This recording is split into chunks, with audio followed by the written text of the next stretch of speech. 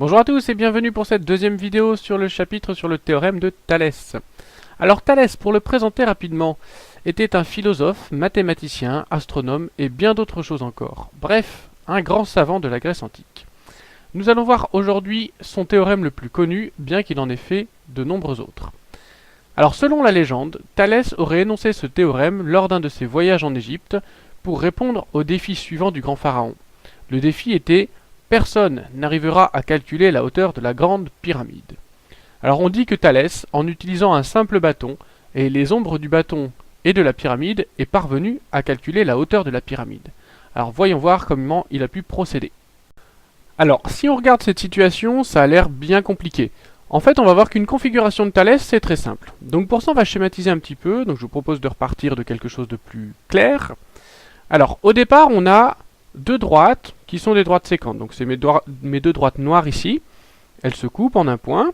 Et j'ai deux autres droites qui sont mes droites rouges qui, elles, ont la particularité d'être des droites parallèles. Si on regarde bien un petit peu cette figure, qu'est-ce qu'on voit? Qu'est-ce qu'on voit apparaître?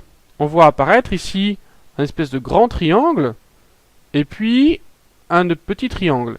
Alors si je regarde mon grand triangle vert, effectivement ici, et mon petit triangle rose, bon, ces deux triangles sont semblables. S'ils sont semblables, ça veut dire qu'on a une relation de proportionnalité entre les longueurs du petit triangle et du grand triangle. Donc on va chercher à écrire cette relation de proportionnalité. Alors pour ça, on va nommer les sommets, donc allons-y, A, B, C, D, E. Et on va chercher à écrire notre égalité entre les longueurs des deux triangles. Alors tu te souviens de la méthode? On écrit toujours les longueurs du petit triangle divisées par les longueurs correspondantes dans le grand triangle.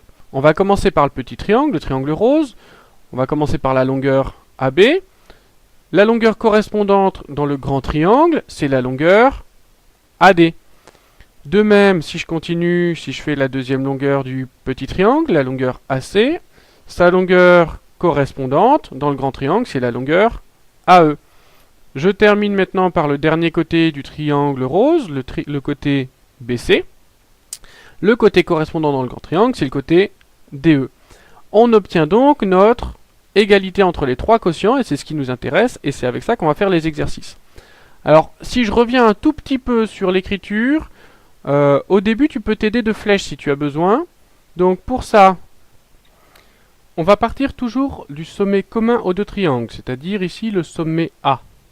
Et on va écrire, on va commencer par le petit côté, on va faire AB sur AD égale AC sur AE égale, pour terminer, BC sur DE. On écrit toujours petit sur grand, petit sur grand, petit sur grand. On écrit les trois longueurs. Alors tu peux t'aider de ces flèches au début, après on va essayer de s'en passer. Une fois que tu as écrit correctement l'égalité de quotient, l'exercice sur Thalès est quasiment terminé. C'est la partie la plus difficile. Si on te donne maintenant quelques valeurs, par exemple AC 7 cm, AE 21, AD 10,5 et BC 6,5. Eh bien, dans l'égalité de quotient, tu vas remplacer les longueurs connues. Par exemple, AD, on le remplace par 10,5, AC par 7, etc. pour AE et pour BC. Maintenant, on a une égalité entre quotients. On sait qu'on peut faire un produit en croix pour calculer la longueur AB, puis pour calculer la longueur DE. Alors pour calculer la longueur AB, on va utiliser le quotient dans lequel apparaît AB et le quotient connu, 7/21e. On effectue notre produit en croix. Donc ici, ce sera 7 fois 10,5 divisé par 21. Et d'après la calculatrice, ça fait 3,5. Tu procéderas de la même façon pour calculer DE en utilisant les deux quotients de droite. À toi de jouer, la réponse est attendue dans le quiz. Tu vois, les exercices sur Thalès ne sont pas très compliqués. La partie la plus dure, c'est l'écriture de l'égalité de quotient. Après, un simple produit en croix te permet de trouver les longueurs inconnues. À toi de t'entraîner, à toi de jouer!